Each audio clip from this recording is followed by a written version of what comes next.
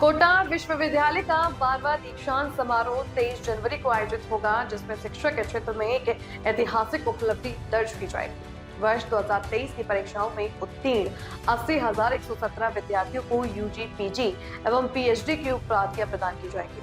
समारोह कृषि प्रबंध संस्थान नयापुरा स्थित ऑडिटोरियम में होगा, जिसकी अध्यक्षता राजस्थान के राज्यपाल एवं कुलाधिपति करेंगे। कुलगुरु प्रोफेसर वीपी सारस्वत ने बताया कि इस अवसर पर विभिन्न संकायों के 59 मेधावी विद्यार्थियों को स्वर्ण पदक दिए जाएंगे, जिनमें 42 छात्राएं शामिल हैं, जो छात्राओं के शैक्षणिक वर्चस्व को दर्शाता है। वहीं 81 शोधार्थियों को पीएचडी की उपाधि प्रदान की जाएगी। दीक्षांत समारोह का सीधा प्रसारण विश्वविद्यालय की वेबसाइट, फेसबुक और यूट्यूब पर किया जाएगा। इसके अलावा 22 जनवरी को राष्ट्रीय सिंधी संगोष्ठी का आयोजन भी किया जाएगा, जिसमें देश भर के विद्वान इस विश्वविद्यालय के प्रांगण में आपका हार्दिक स्वागत, अभिनंदन। आज की प्रेस वार्ता का जो उद्देश्य है वो ये है कि 23 तारीख को प्रति वर्ष की भांति इस वर्ष भी हमारे विश्वविद्यालय का दीक्षांत समारोह आयोजित होने जा रहा है।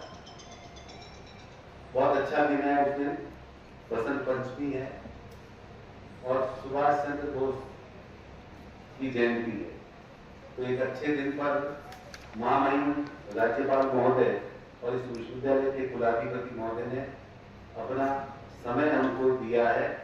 हमारे विश्वविद्यालय के वो विद्यार्थी जिन्होंने अपनी क्लास में प्रथम स्थान प्राप्त करके स्वर्ण पदक विजेता बन गए और जिन्होंने अपनी विद्या वाचस्पति, जिसको पीएचडी बोलते हैं, उसकी डिग्री जिन्होंने प्राप्त की है, उनको दीक्षा देकर स्वर्ण पदक से और उस डिग्री से महामहिम सम्मानित करने वाले हैं। हमने उसकी तैयारियां पूरे जोर शोर से की है। हमारी विश्वविद्यालय की जो समितियां बनी, वो समितियां अपना पूरा काम कर रही है और महामहिम राज्यपाल महोदय के साथ इसके मुख्य अतिथि होंगे आपके हाडोटी के राजस्थान सरकार के विधायक मंत्री श्रीमान हीरालाल नागर और गौतम बुद्ध विश्वविद्यालय नोएडा के पूर्व कुलपति जिनको स्वर्ण पदक प्राप्त हुआ है, वो संख्या 59 है। कला संकाय में 10, सामाजिक विज्ञान संकाय में 12, विज्ञान संकाय में 17, वाणिज्य में 9 और एक कुलाधिपति पदक और एक कुलपति पदक भी मिलेगा।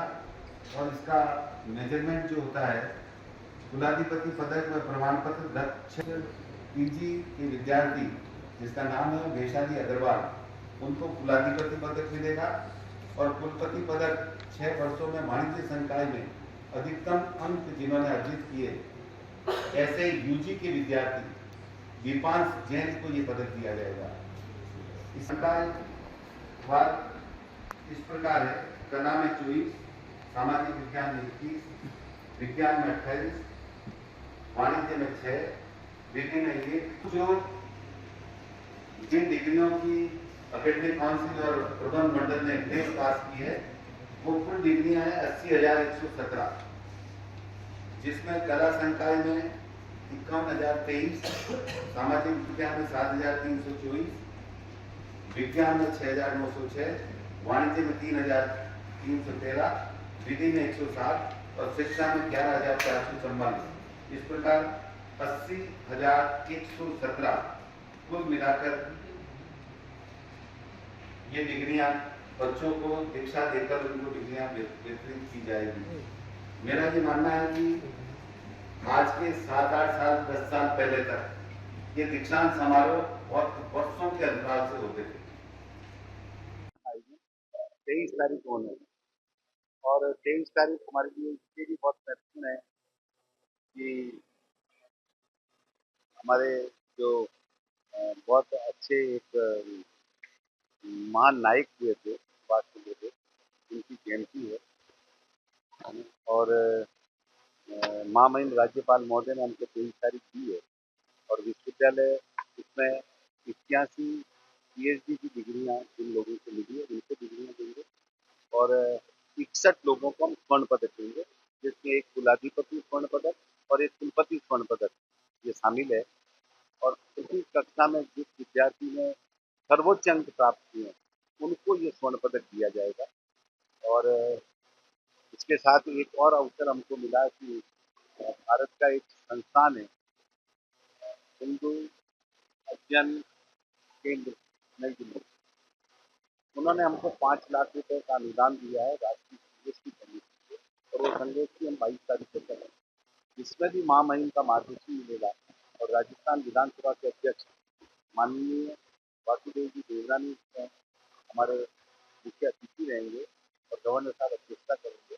और उसमें दिल्ली से, इंदौर से, अजमेर से कुछ प्रमुख हिंदू हिंदी समाज के और इस हिंदी लैंग्वेज के प्रोफेसर आने वाले हैं, जो पूरे 2 सत्रों में उस पर बातचीत होगी कि हमारी सभ्यता कैसी थी, सिंधु संस्कृति कैसी थी और सिंधु लैंग्वेज को कैसे हम आगे बढ़ाएं, इस पर विचार विमर्श चलेगा। तो मुझे लगता है कि जो हमारी एनईपी है 2020